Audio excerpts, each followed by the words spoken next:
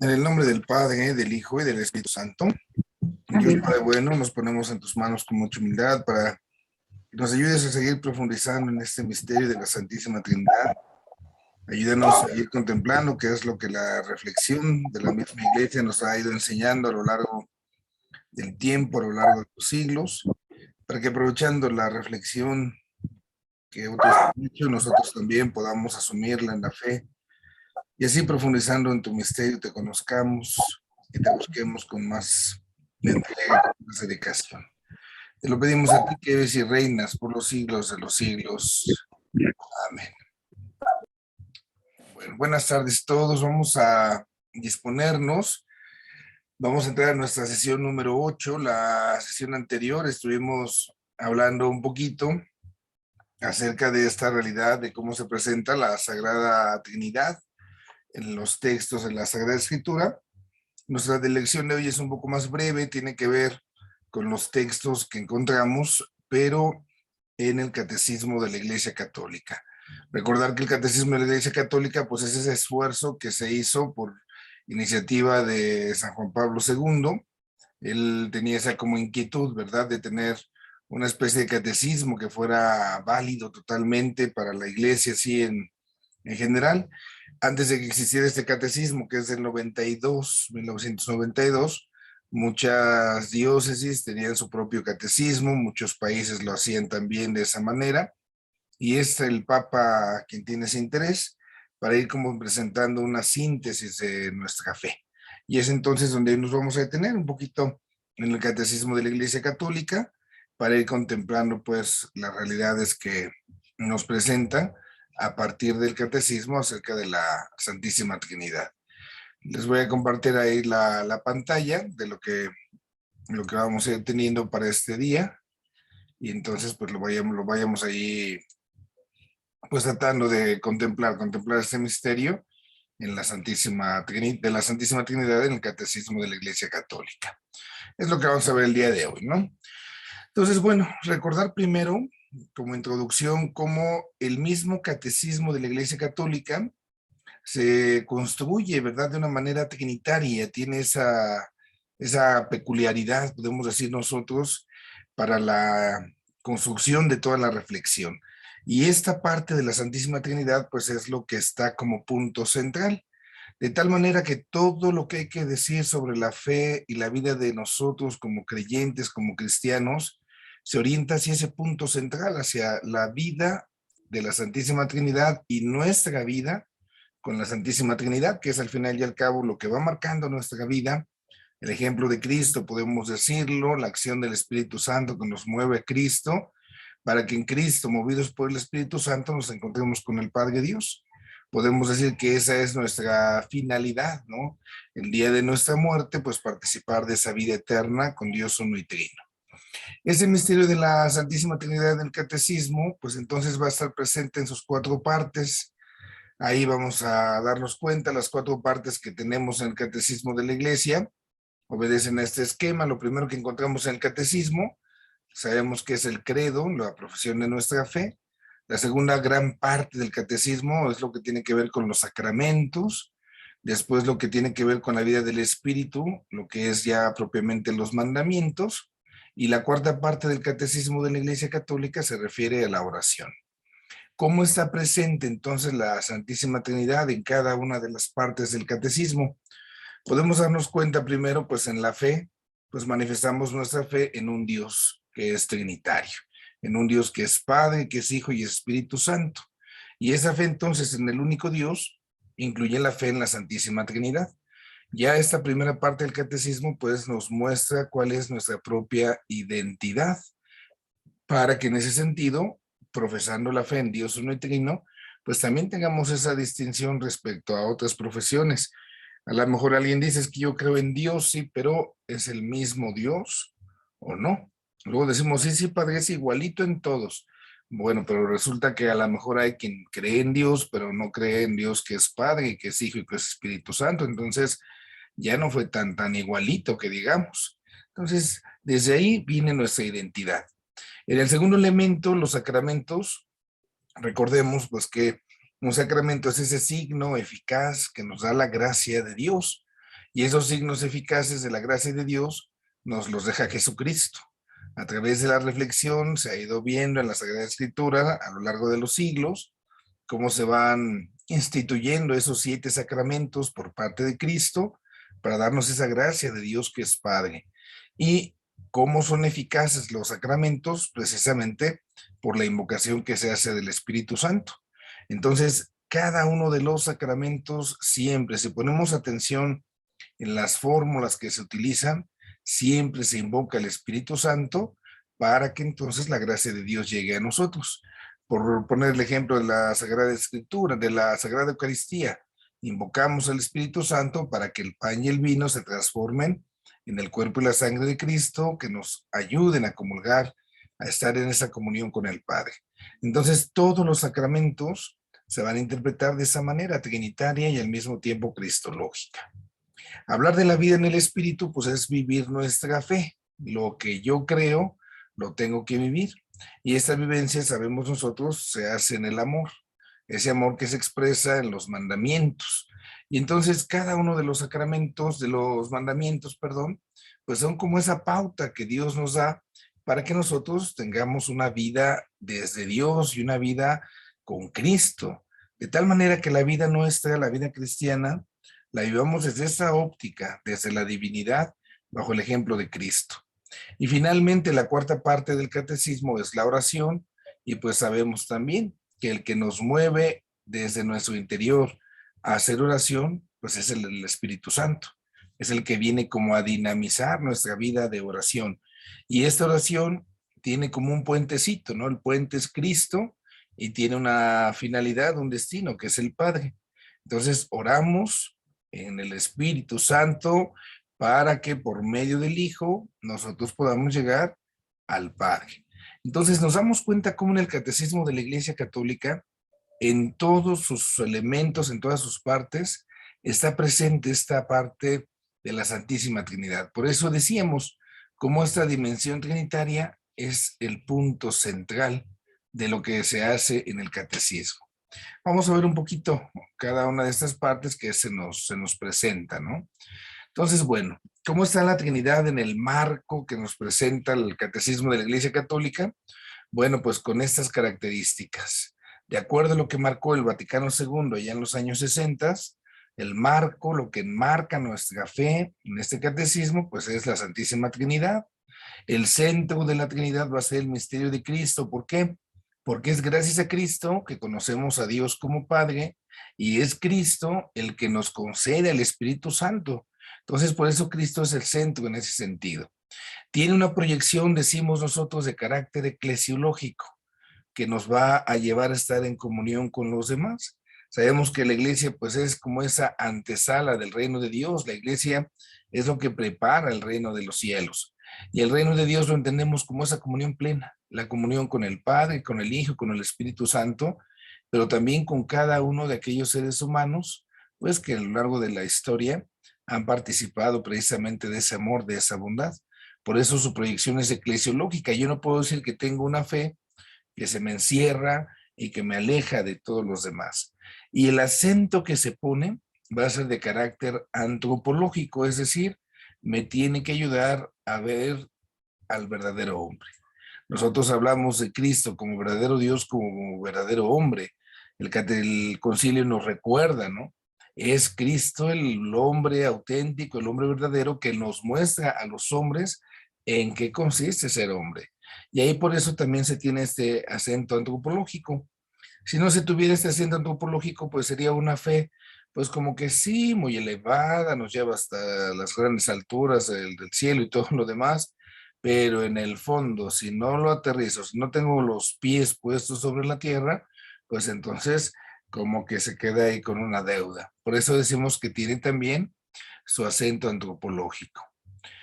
¿Cómo se presenta el acto de la fe desde esta manera trinitaria, ¿no? La presentación trinitaria del acto de la fe. Entonces, bueno, lo primero que nos va a enseñar el catecismo de la Iglesia Católica es el designio de Dios para los seres humanos.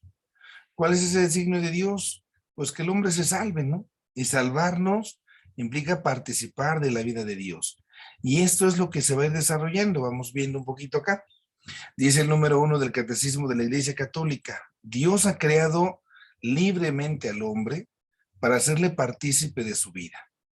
En la plenitud de los tiempos, Dios Padre envió a su Hijo como Redentor y Salvador de los hombres caídos en el pecado, convocándolos en su iglesia, haciéndolos hijos suyos por adopción, por obra del Espíritu Santo, y así herederos de su eterna bienaventuranza. Veamos un poquito de esto, ¿no? Primero, no hay nada ni nadie que obligue a Dios para que nos vaya a crear. La creación es totalmente libre, no hay nada ni nadie que coaccione, como que obliguen a Dios a que cree todo lo que ha creado. Para nada. En esa en ese libérrimo, dice así, en ese libérrimo designio de Dios, en esa libertad suprema de Dios, pues a los otros, a los seres humanos, nos ha creado, pero también no solamente para llamarnos a la existencia, sino también para llevarnos a la vida con Él, a la vida eterna. Dios quiere que compartamos la vida junto con Él y que entonces alcancemos esa eternidad. Y esta es, digamos, la intención más grande de ese amor del Dios Padre, ¿no? Quiere que estemos con Él. Y desde esto se va a explicar todo. Por eso, porque Dios Padre quiere que estemos con Él, que nos ha creado libremente y libremente nos invita a esto, es que ha enviado a Jesús. Y la tarea del Hijo es el ser el Redentor, el Salvador. Los seres humanos, cuando caemos en el pecado, recordemos, fruto del pecado es la división, la separación. Todo pecado, sea cual sea, nos aleja, nos separa de Dios y nos separa del prójimo. Y a veces incluso nos fragmenta y nos separa de nosotros mismos. Entonces Cristo tiene como esa tarea, viene a restaurar esa unidad que se había perdido, esa comunión. Y entonces esa es la misión de Cristo. ¿Cómo se realiza esto? Bueno, pues viene Cristo y convoca, llama, precisamente para que estemos como iglesia, como asamblea, como comunidad. Y en esa iglesia nos hace hijos suyos, nos va dando las pautas para que podamos participar de esa afiliación y desde esa afiliación entonces también algún día gocemos de eternidad. Por eso nosotros en el credo afirmamos nuestra fe, creemos en Dios Padre, creemos en el Hijo de Dios, Jesucristo, y en el Espíritu Santo. Y ya la forma como se fue estructurando el credo, esa división de 3 partes, entonces convive con otra división, lo que llamamos los 12 artículos del credo.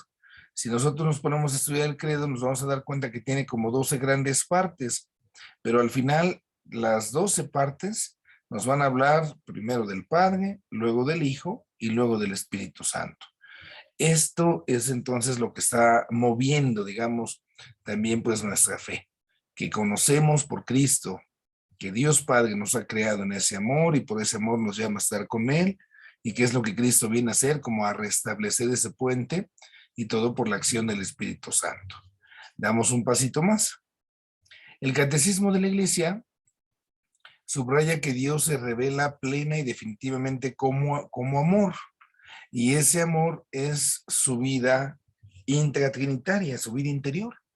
En algún momento ya lo comentábamos en las palabras de San Agustín. Ya veíamos, como decíamos, con una analogía, con una comparación, Dios Padre es el amor, Dios Hijo es el amante, y entre ellos lo que fluye, el amor que los une, es el Espíritu Santo. Y esto es lo que va a mostrar, lo que va a revelar. Entonces, el Padre revela ese ser suyo, que es el amor, y nos lo entrega a nosotros en el momento en el cual nos envía el Hijo y también nos envía al Espíritu Santo. Entonces, la acción del Hijo, la acción del Espíritu Santo, lo que llamamos técnicamente las misiones divinas, pues van a ser ante todo una muestra de amor del Padre por nosotros. Uno se puede poner a pensar, bueno, ¿por qué vino el Hijo? Pues por amor y para amar. ¿Por qué se manifiesta el Espíritu Santo? Lo mismo, por ese amor y también para que amemos, ¿no? Y así la tarea, la misión que tiene tanto el Hijo como el Espíritu Santo, pues van totalmente, totalmente de la mano.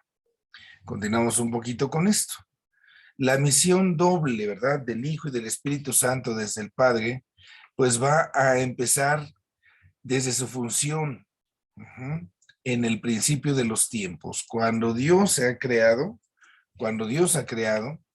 entonces ya está presente la Santísima Trinidad. Lo comentábamos la vez pasada en los textos de la Sagrada Escritura que ponían pues ahí como ejemplo del mismo Génesis, ¿no? Crea por su palabra y es el Espíritu el que anda sobrevolando las aguas, dice el texto, el que anda aleteando sobre las aguas, y también decíamos cómo es el aliento de la vida que viene a nosotros. Entonces, esta misión del Hijo y del Espíritu Santo está presente desde siempre, desde el momento mismo de la creación. Aunque ya se expresa abiertamente Cristo, como decíamos, en la plenitud de los tiempos, no podemos pensar que desde antes pues no estaba. Ya estaba presente tanto el Hijo como el Espíritu Santo. Esa doble misión ya se muestra plenamente, se hace visible en el momento de la encarnación. Y sabemos cómo funciona esto, ¿no? Sabemos que entonces la Santísima Virgen María, por la acción, por obra del Espíritu Santo, recibe en su seno al Hijo. Y es ahí donde se están haciendo ya visibles, precisamente con más apertura, al Hijo y el Espíritu Santo. Entonces, esa es la parte que debemos tratar de comprender. Yo les decía un poquito de una doctrina que vamos a ver más adelante, se llama de la pericóresis, donde está el Padre, está el Hijo y el Espíritu Santo. Siempre van juntos, ¿no? Les decía yo así como comentario, así como cuando las señoras que van al baño van todas juntas, ¿no? También así es Dios, va junto con el Padre, va junto con el Hijo y va junto con el Espíritu Santo. El mismo nombre de Cristo ya nos lo muestra. La palabra Cristo, recordemos, significa ungido, y se unge, en este caso, por parte del Padre, con el Espíritu Santo. Entonces ya Cristo mismo, que viene del Padre, al ser el Cristo, al ser el ungido, pues ya también lleva al Espíritu Santo. Este Espíritu Santo es entonces lo que Jesús va a prometer, pero además lo que le va a dar a sus apóstoles y a sus apóstoles a todos nosotros. Nos concede al Espíritu Santo. ¿Por qué? Porque lo posee, porque lo tiene. Y ese Espíritu es el que entonces ha hecho posible que Cristo se manifieste a través de la Santísima Virgen cuando viene la encarnación, y desde ese mismo Cristo también nosotros pues recibimos al Espíritu Santo. El Espíritu Santo siempre va a ir de la mano, siempre va de la mano con Jesús, ¿no?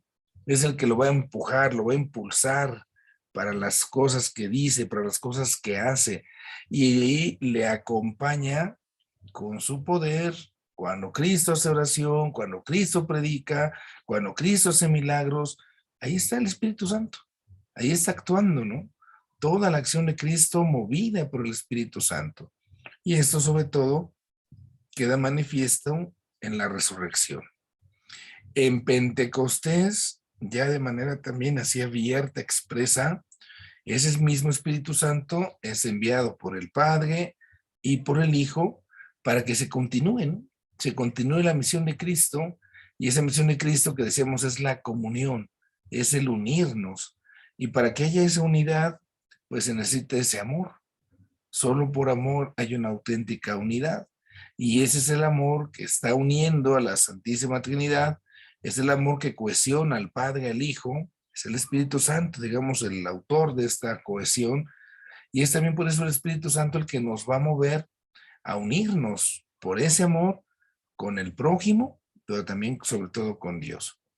Así, gracias entonces a esta acción del Espíritu Santo, a esta acción de Jesús, es que nosotros también podemos ayudar en este mundo, a vivir en esa misma unidad, a vivir en esa misma comunión, transformando pues el mundo que tenemos. Damos un paso más. Vamos a ver un poquito más del Espíritu Santo, porque el Espíritu Santo es muchas veces, como se llegó a llamar por algunos autores, como el gran desconocido. El gran desconocido. ¿Por qué? Porque como que de Jesús, bueno, pues se nos queda claro, hay muchas cosas, hay mucho que aprender y sí. Pero hablar del Espíritu Santo, pues estaba siendo necesario como desempolvarlo, ¿no? Por eso se habló, se le llamaba el Espíritu Santo como el gran desconocido, y se viene a hacer como ese redescubrimiento en nuestras vidas. Así entonces la presencia de la Trinidad en todas las partes de este catecismo de la Iglesia Católica se va a declarar explícita y sintéticamente en el texto, ¿no? ¿Por qué? Porque como veíamos al inicio, en esas 4 partes del catecismo, se va a ir mostrando cómo actúa Cristo, cómo actúa el Espíritu Santo en la iglesia. Y de esta forma, de esta manera, pues nosotros vamos recibiendo esos beneficios. Dice por eso esta partecita, cómo lo vamos a ir encontrando, ¿no? El Espíritu Santo edifica, anima y santifica la iglesia. Devuelve a los bautizados la semejanza divina que habíamos perdido por el pecado. Los hace vivir en Cristo la vida misma de la Trinidad, el ejemplo de Cristo, ¿no? Que nos invita al amor. Los envía a dar testimonio. Vayan y enseñen, llegan a todos los hombres discípulos míos, ¿no? Y también los organiza en sus respectivas funciones para que todos den el fruto del Espíritu.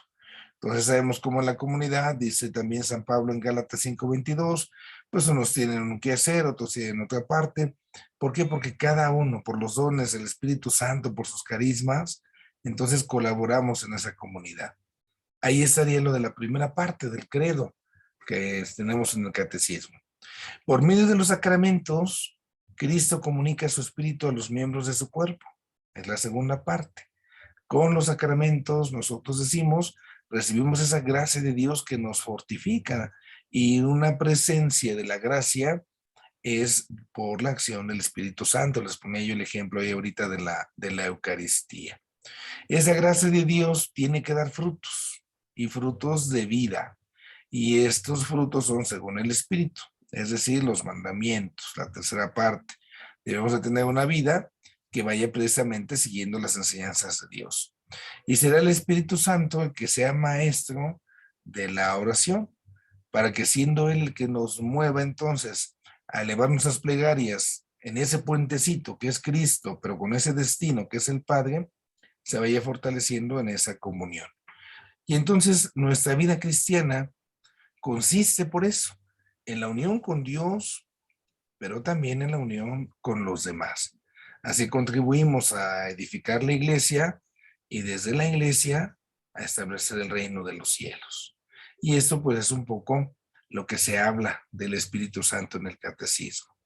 Esto es lo que tenemos hoy en esta sesión, que es muy cortita. Son esos textos que nos permiten pues conocer la acción del Espíritu Santo precisamente en el Catecismo de la Iglesia Católica, como ya lo decíamos. Vamos a dar espacio ahorita si hubiese alguna duda, si hubiese alguna pregunta, para que entonces nosotros pudiésemos ahí establecer lo que hubiera, ¿no? De respuesta ante las dudas que pudiésemos nosotros tener.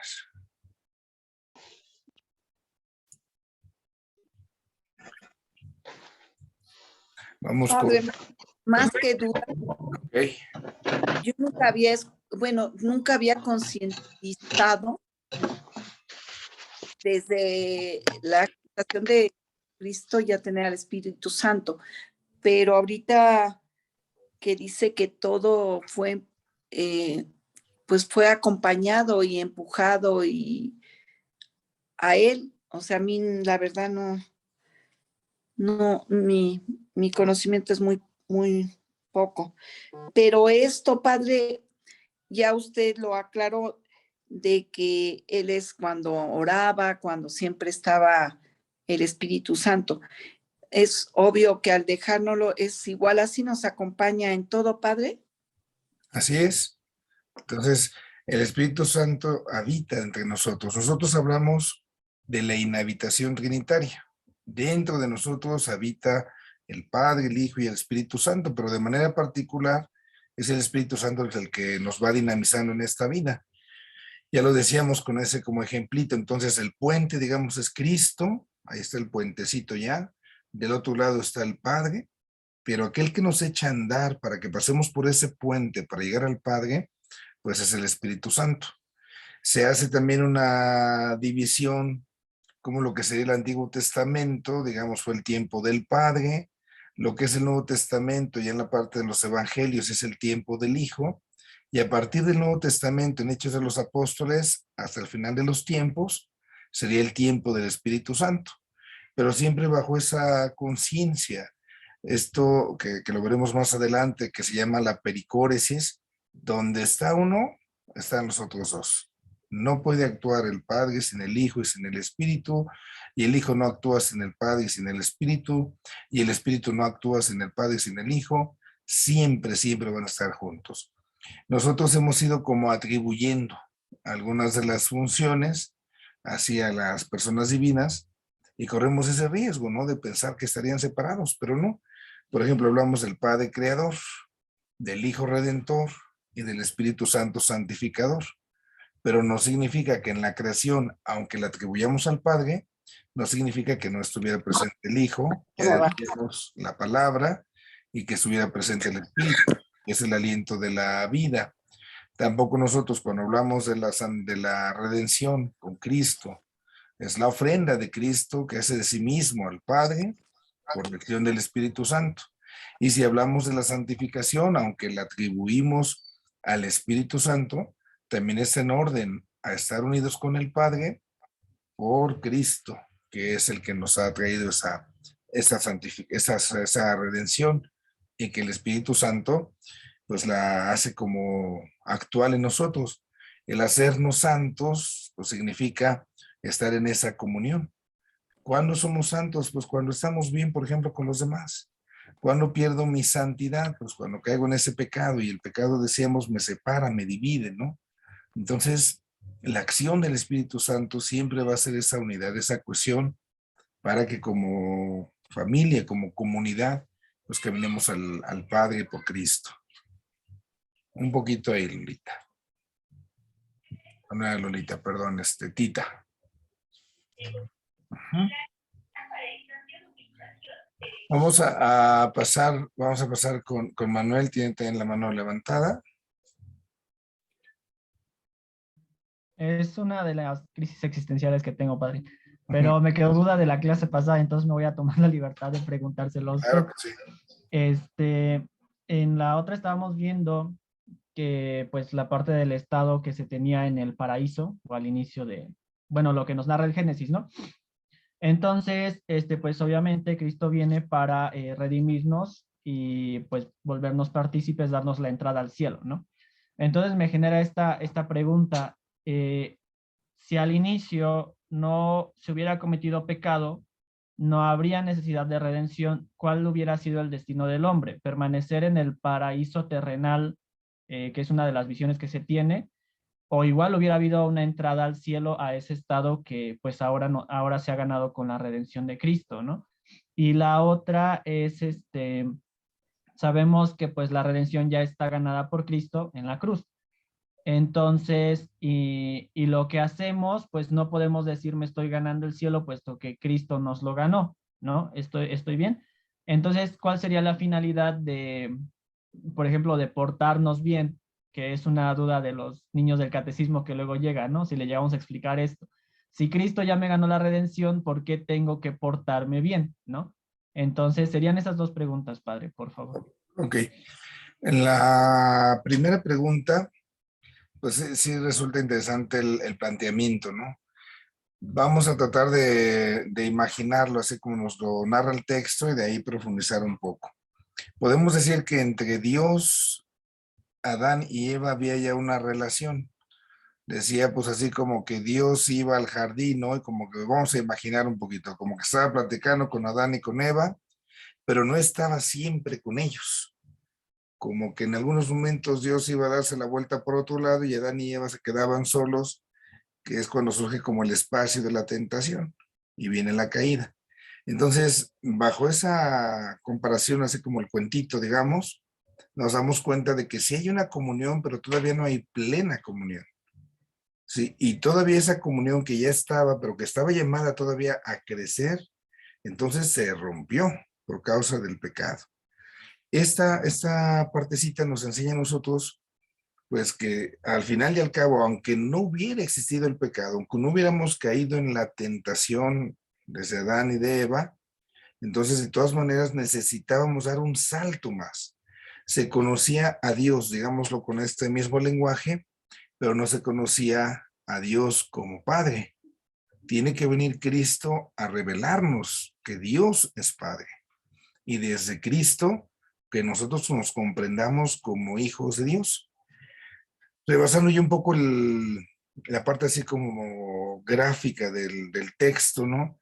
Entonces, Adán y Eva son criaturas de Dios, pero están llamadas a ser no solo criaturas, sino hijos de Dios.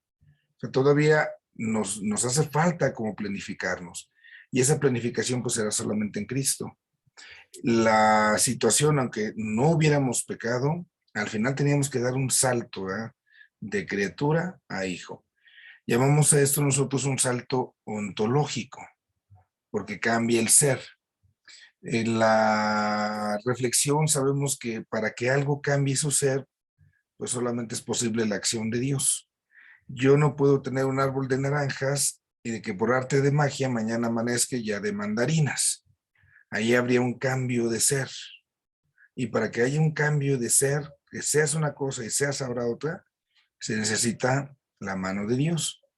No, pero sí, yo voy a hacer un árbol un árbol de naranja, voy a hacer que dé mandarinas. Pues no, resulta que va a dar naranjarinas, no sé, ya la mezcla de la naranja y de la mandarina, pero nosotros los seres humanos no podemos darle la existencia a nada, no le podemos dar el ser a nada. ¿Por qué? Porque es participado.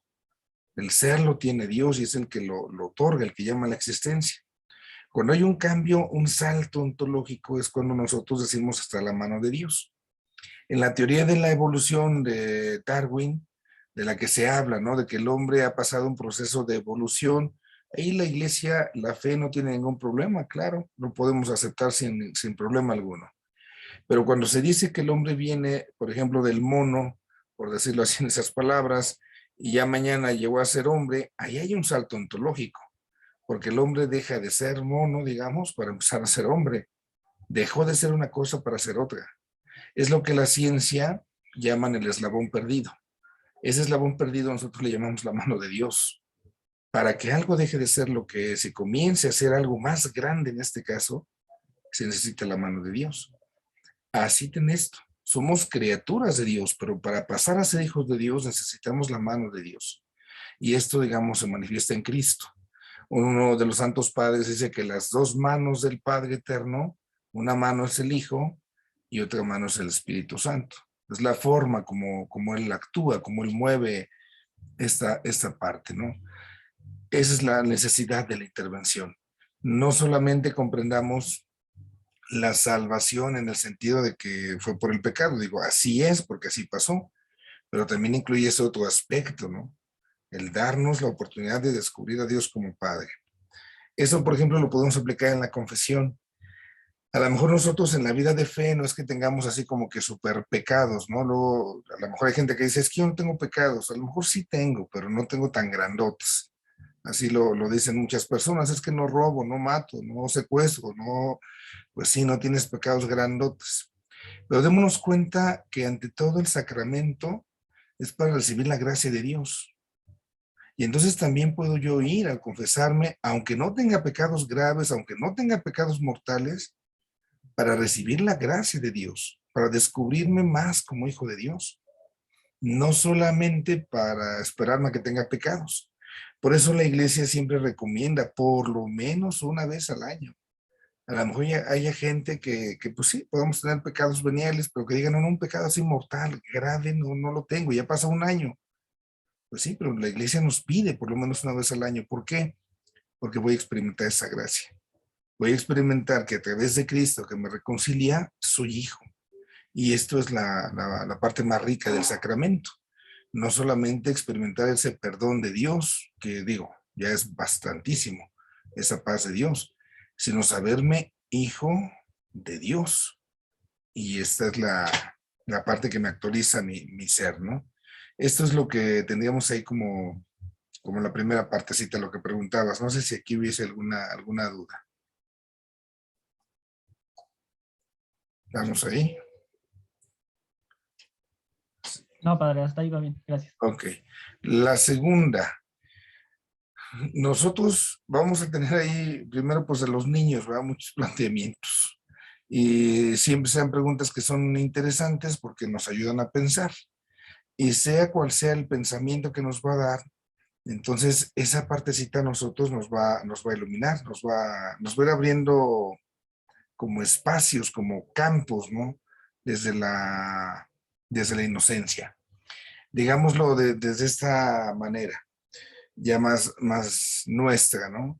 Resulta que ahorita ya la mayoría de nosotros quizás vamos a ir a comer y la mesa ya va a estar puesta y a lo mejor nos van a decir, vénganse a comer, o a los que son mamás les toca decirle a los hijos, vengan a comer. ¿Quién va a ir a comer? Pues quien quiera. La mesa ya está puesta, pero para que yo me vaya a sentar a comer, pues se necesita mi voluntad. Así es la salvación. Cristo en la cruz ya nos ha salvado, claro. Ya la salvación ya está, es la mesa puesta. Pero ahora, ¿quién quiere venir a comer? ¿Quién quiere apropiarse de esa salvación? Técnicamente decir es que vamos a ganarnos el cielo, pues sí tiene una ambigüedad, porque si no sería por mis méritos, o sea, yo me lo voy a ganar. No fue Cristo, soy yo el que me lo voy a ganar, pues ya sería totalmente soberbia, ¿no? Cuando nosotros decimos vamos a ganarnos el cielo, no es en razón de que me salve a mí mismo. Ir a ganarme el cielo sería como irme a sentar a la mesa. Entonces, ¿cómo hago esto? Nosotros decimos, bueno, pórtate bien para que te ganes el cielo. Aquí nada más hay que distinguir, ¿me porto bien antes o después? Me explico un poquito. Una cosa, pongo este ejemplo, una cosa es que yo le ande echando los perros a una muchacha, ¿no? Y le lleve flores y le lleve yo serenata y le dé un muñeco de peluche, quiero ganarme su amor. Ya, eso es lo que yo estoy haciendo antes. Y otra cosa diferente es cuando ya es mi novia y entonces porque me ama y porque la amo, yo le regalo ese oso de peluche, esos muñequitos, pero ya no es para conquistar su amor, digamos, en ese sentido, sino para agradecerle que me ama. Entonces, nuestras buenas obras, todo lo que podamos hacer de bueno, nuestras acciones, nuestras palabras, tienen que ser vistas siempre como una respuesta al amor que Dios me ha dado antes. Dios nos ha primeriado, no soy yo, no me porto bien para ganarme, sino porque la mesa ya está servida, entonces yo voy y me siento para no despreciar, digamos, a mi mamá que ya hizo de comer y que yo no vaya a sentarme, entonces sería como una grosería, ¿no? De, pues hay que se quede la comida. No, no, voy y me siento, pero ya es una respuesta al amor que yo descubro. La mesa me la puso mi mamá, me hizo de comer mi mamá, entonces todas nuestras buenas obras tenemos que verlas como ese segundo momento, como la respuesta que yo doy, no para ganarme mis méritos, sino para apropiarme de lo que ya Cristo ha hecho. Un poquito por ahí, no sé si sirven esos ejemplos o le damos algo más, hijo. No, sí, padre, muchas gracias por resolver las dudas existenciales. Dale pues, Manuel. Lolita tiene su mano levantada. Sí, padre, yo tengo una duda. Bueno, muchas, pero le comentaré una nada más. Hablando de la persona del Espíritu Santo, ¿cuáles son los pecados que dice, o sea, puedes cometer algunos pecados y te serán perdonados, pero los que no tienen perdón son los cometidos contra el Espíritu Santo? ¿Cuáles son esos pecados, padre? Esas preguntas difíciles de los 64,000,000,000, porque queremos encontrar así como algo específico, ¿no? Así como acá es este, es este, es este. Son las mentiras o son las regañadas. El pecado contra el Espíritu Santo vamos a tratar de entenderlo como el desprecio que le hago a la mesa que está puesta. Ya está todo servido y yo no quiero. Entonces, para que yo quiera, tengo que ser, decíamos, dóciles al Espíritu Santo. El Espíritu Santo es el que nos empuja. Ya está el destino que es Dios Padre, ya está el puente que es el Hijo. O sea, ya tenemos todo. Ahora falta que yo quiera. Y el que va a dinamizar precisamente esta partecita dentro de mi ser, pues va a ser el Espíritu Santo. El pecado que no se perdona en el Espíritu Santo no es tanto porque Dios no lo pueda perdonar, porque sabemos que Dios perdona todo. Dios es infinitamente misericordioso.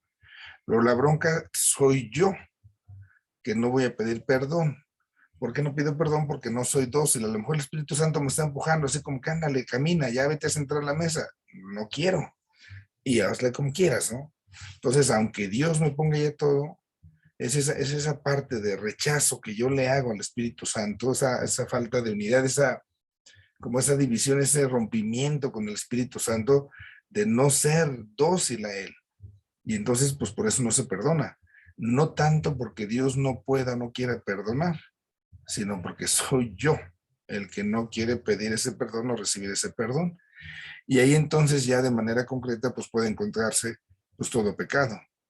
¿Cuáles son los pecados que se me perdonan? Pues los que yo pida perdón. Si yo voy y me confieso, pero de esto, mejor esto no lo pido perdón, esto como que lo dejo guardado, no, eso no estaba tan mal, pues no importa, o sea, yo hice esto porque me defendí, porque entonces al momento que yo no reconozco que eso es un pecado, que eso es una ofensa contra Dios, contra los demás, pues ¿cómo quiero que Dios me perdone si yo no le pido perdón de? En este punto, pues a lo mejor en algún momento de la vida, bueno, pues hay cosas que se nos olvidan cuando van pasando los años. Una cosa es que se me olvide el pecado, otra cosa es que no quiera, que sabiendo no quiera yo pedir perdón a ese pecado. A veces nos puede ganar la pena, también con el sacerdote. Ching, ¿cómo le voy a decir esto al padre? Es que me conoce, me da mucha pena, estoy arrepentido, pero no lo saco, ¿no? No es tanto que no quiera yo, sino que me pesa la pena propia del pecado. Entonces, eso también sí se perdona y se recomienda, bueno, pues en otro momento, en otra confesión, con otro sacerdote, si de plano fuera así como muy, muy complicado, ¿no? Pero en el fondo la bronca es cuando yo no quiero. Ese es el cerrazón que pongo, pero lo pongo yo, no lo pone el Señor. ¿Sí, O Lolita? sea que por esa mala decisión puede venir la propia condenación. Porque al final el que se cierra soy yo. Okay. ¿Sí? Ahí siempre, Gracias. bueno, al final en la confesión, pues pedirle perdón a Dios por los pecados olvidados, pues siempre será muy, muy sano, ¿no? Pero en esa conciencia, o sea, no soy yo que me estoy cerrando, ¿no? A lo mejor se me olvidó, a lo mejor fue la pena. La cosa es cuando sé que estoy haciendo algo malo y no lo reconozco. Otra cosa puede ser también que a lo mejor en algún momento nos ha pasado, yo no sabía que esto era pecado. En el camino de nuestra fe, entre más caminamos, pues también más nos damos cuenta. Al que más se le da, más se le pide. Entonces, bueno, resulta que a lo mejor cometí tal pecado hace 15 años, pero yo no sabía, no tenía esa conciencia tan desarrollada, tan formada, ¿no? Y entonces, pues en su momento no pedí perdón, pero ahora, aunque hayan pasado 15 años, ahora que caigo en la cuenta de que eso fue un pecado, también le pido perdón a Dios. La cosa es estar en esa apertura, en esa disponibilidad. Muchas gracias, Padre. Bien, Lolita. Cristi.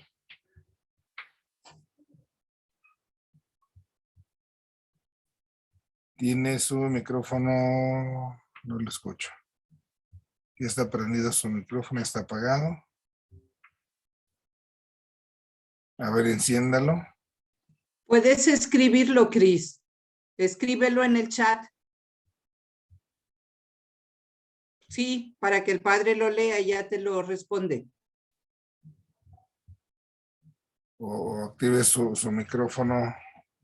Es que no funciona su sonido, padre, pero ya se lo está escribiendo. Ok. Bueno, vamos a esperar hasta que llegue acá el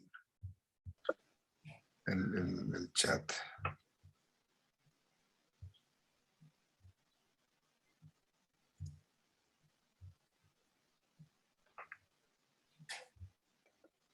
Ok. Tantito. Tantito, esperamos. Padre, disculpe, mientras escribe nada más Ok, dime. un comentario, duda. Como decía Manuel, los niños tienen muchos dudas y a veces sí nos ponen a pensar un poquito. Por ejemplo, a veces muchas personas pues dicen, ¿no? O bueno, la misma evolución nos dice que pues que el hombre, que en qué momento, y a veces nos parecemos más a los changuitos o a algún otro animal, no sé, pero lo que se refiere a cuando el ser humano ya es hijo de Dios, es ese aliento divino que Dios nos da, ¿no? Que da el Espíritu Santo. O sea, Dios lo hizo, Él tiene, pues obvio, tuvo esa decisión y esa capacidad. Por más que tal vez nos parezcamos a algunos animalitos, pero solamente Dios le dio al ser humano su aliento de vida, su espíritu. Y a partir de ese momento, pues somos hijos de Dios, somos seres humanos, por más que nos parezcamos a cualquier animal, ¿no? Es justo en ese momento, ¿no, padre? Así lo entiendo. ¿Sí es correcto? Me pone a pensar a mí también con esto, porque al final, o sea, antes de que Dios diera el aliento de la vida, al final y al cabo ya el hombre está creado, pero no tiene vida. Entonces seríamos nada más como algo que existiera, ¿no? Pero, pues nos da la vida. Aquí lo interesante sería preguntarnos, bueno, si nos da, digamos, ese aliento de vida para que seamos seres vivos, pero no se los concede, digamos, a los animales, aunque también ellos tienen esa vida, ¿no? Ese aliento de vida. Entonces sí, deme chance de procesar eso que es interesante. Al final, digo, sí queda claro lo que decía, sea como sea, o sea, sí podemos tener mucha similitud en ese sentido a las demás criaturas, pero para que haya un cambio ontológico, siempre se necesita la mano de Dios. Y tan simple, ¿verdad? Puede sonar muy simplón, pero a veces con los niños, pues tenemos que ayudar de esa manera. Sigue habiendo ahorita, después de no sé cuántos años en el zoológico, los monos y nos están convirtiendo en hombres. Para que algo cambie su ser, mano de Dios. Perdón, una ajá. vez leí en una revista que es una de las revistas de muy interesante que pues tienen peso científico, ¿no?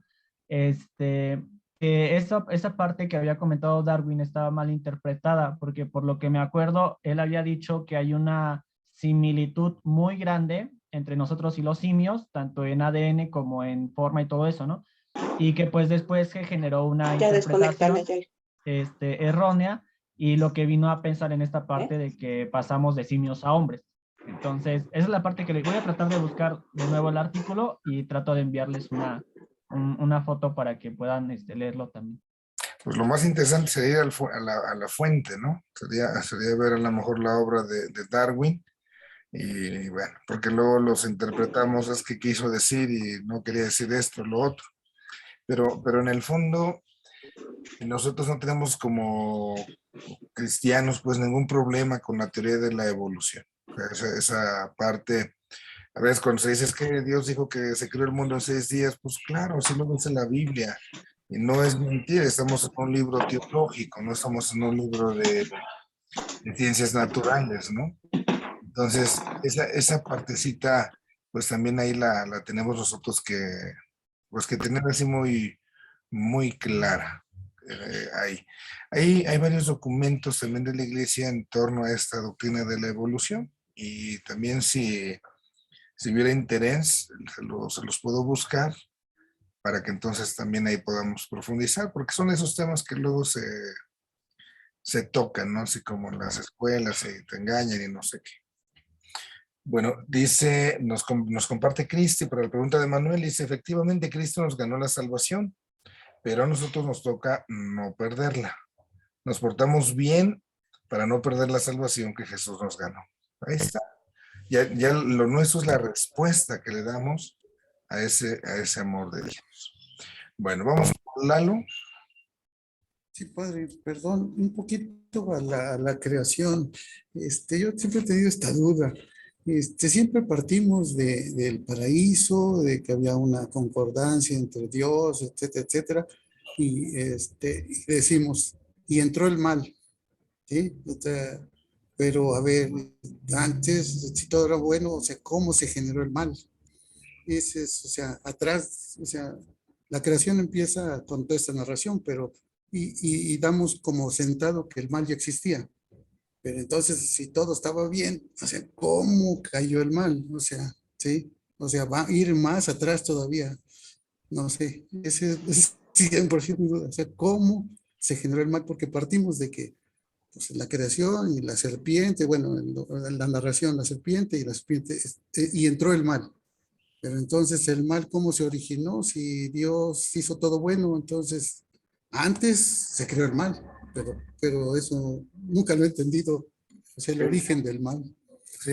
Y esa partecita incluso ha dado pie a ciertos dualismos, ¿no?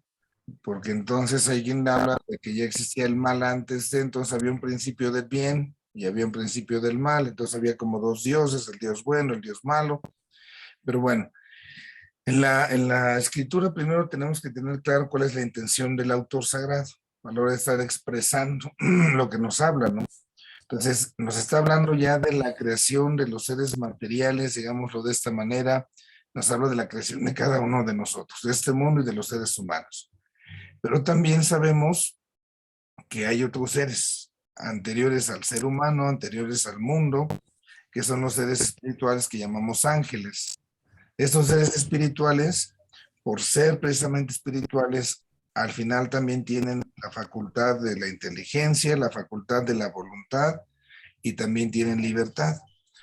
Pero al ser espirituales, entonces ellos salen del tiempo, no están creados a partir del tiempo, sino también son antes de que el tiempo en este universo, digamos, empiece a contar.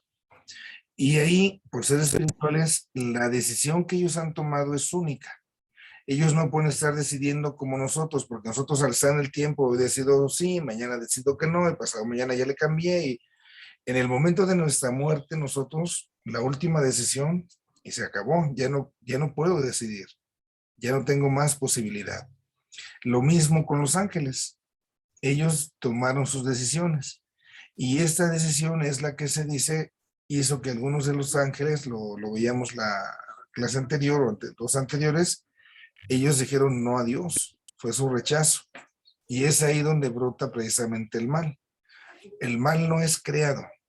Eso es bien importante decirlo. El mal no es una creación de Dios porque de Dios no viene lo malo. El árbol de naranjas no salen mandarinas, no puede ir en contra de sí mismo, en contra de natura. Entonces Dios creó todo en bondad, pero los ángeles tomaron su opción. Y es ahí cuando ya, por eso podemos hablar que entró el mal, ya estaba antes del hombre, pero sí no antes de Dios. Y ese sería como un poco el origen, ¿no? La libertad de los ángeles, seres espirituales, que rechazan a Dios y que entonces tratan como de involucrar, de hacer que también el ser humano pues caiga por esa, pues digamos como celos, como envidia de que es la creación suprema de Dios y que pues también ya nos amolamos nosotros, pues ahora también ustedes amólense, ¿no? Por ahí iría un poquito esto. De esto, pues no hay todavía un tratado así muy formado, ¿no? Tendríamos que hablar de un tratado de la angelología.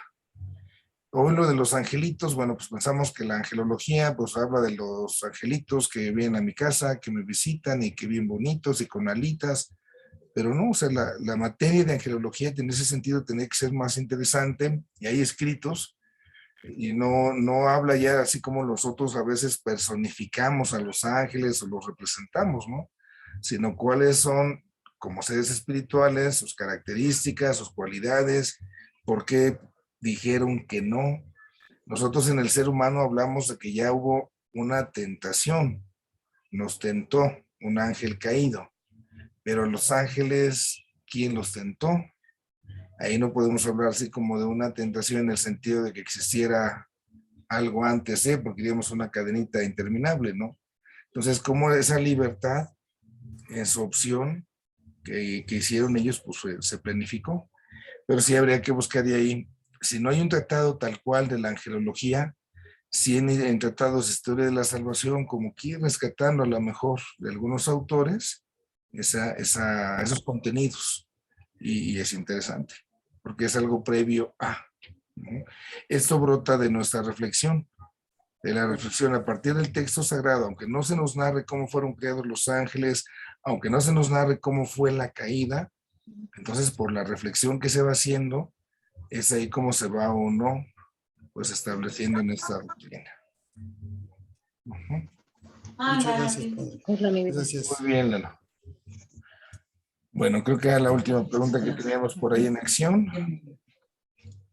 Vamos entonces a terminar y vamos a cerrar ahí el tema. La próxima sesión es una sesión que nos habla de herejías, de la Santísima Trinidad y de las enseñanzas del Magisterio. Entonces, pues ahí vamos a dividir la sesión en dos partes porque es un poquito más amplia y tendremos como que detenernos un poquito más en ello.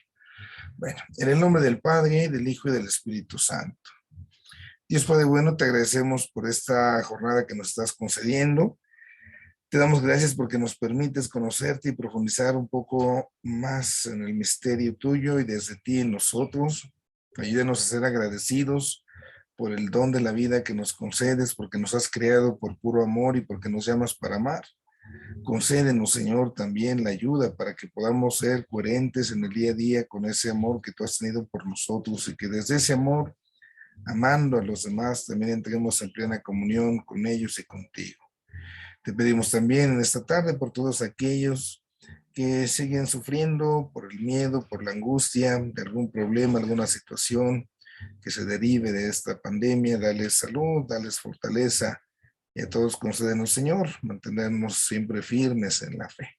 Te lo pedimos a ti que vives y reinas por los siglos de los siglos. Amén. Que el Señor esté con ustedes y les bendiga Dios Todopoderoso, Padre, Hijo y Espíritu Santo. Amén.